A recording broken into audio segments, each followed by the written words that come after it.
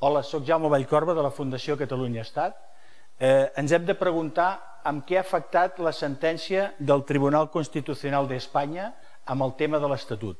Hi ha gent que diu que no ha afectat gaire, però ara veurem en què ens ha afectat. Resulta que el Tribunal Constitucional l'únic que ha fet ha posat la seva supremacia sobre el poble de Catalunya. Els ha importat ben poc que quasi 2 milions de catalans anessin a votar en referèndum i aprovessin un estatut.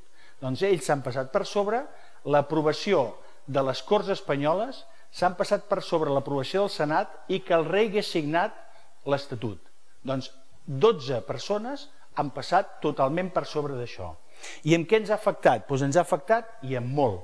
Amb el tema de l'Estatut ens ha afectat, en principi, el tema econòmic seria el principi d'ordinalitat, que és a la posició on surt Catalunya abans del nivell solidari, que es pogués quedar a la mateixa posició. El Tribunal Constitucional ha dit que això ni parlar-ne.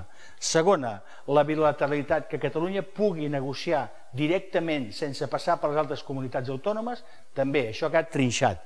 I l'última, que era la disposició addicional tercera, perquè havia reconegut l'estat espanyol per primera vegada que invertia poc a Catalunya i van dir, home, durant 7 anys invertirem respecte al PIB català. Doncs això tampoc. Per tant, el resum és, ens volen com a contribuents de primera, però com a ciutadans de segona. Clar, el resum de la sentència és que, a part de tocar el tema econòmic, també ens ha tocat el tema de la nació, per tant no té cap eficàcia jurídica, i els nostres drets històrics tampoc són fonament de l'autogovern. La llengua pròpia de Catalunya ja no és exigible i, a més, el finançament ha quedat harmonitzat amb les altres comunitats autònomes.